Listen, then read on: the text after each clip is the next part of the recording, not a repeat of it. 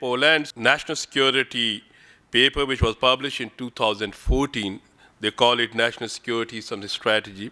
In the very beginning, they started with this, that in this changing world, we are encountering both traditional and non-traditional challenges. The military threat is still very significant. Pakistan's national security, I think that we also believe in this, that we have a not only military challenge, which is one of the biggest, we have seen, and at the same time, we have non-traditional challenges as well.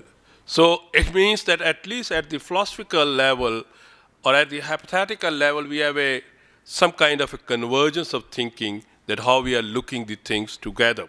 Poland is a neighbor of Russia.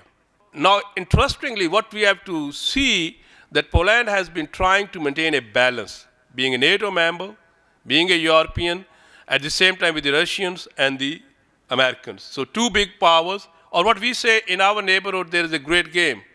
So it is also a theater of that kind of a strategic pull and push. So how they are maintaining, that is a very significant, and their history is also full of these kind of the challenges. Poland's educational system, scientific community, or you can say their political culture, it is a reflection of a blend of two things. One was blend which they acquired, especially in the technological evolution, and there are other like Ukraine and other states have the same blend that they learned from the Russians. And now they are engaged with the Europeans. So naturally, when you see that this is a blend of within the cultural education, it's a big blend from which we can benefit or learn a lot. And that leads me to the current situation which we have been seeing. Though in Pakistan, even in the Europe, this area has been least explored. And I think the Polish and Pakistanis can work on it. That is biosecurity. The biosecurity is an area where the Americans have been working a lot since 2 decades. Chinese, Russians, Europeans, they were giving it a lesser attention. Countries like Pakistan, they have no idea about it. But it's a big, big challenge, and that's the reason that today we are facing this coronavirus. I'm not afraid of that the terrorists can get a microbials or you can say pathogens for using a bioterrorism. I'm more afraid a biologist can become a terrorist.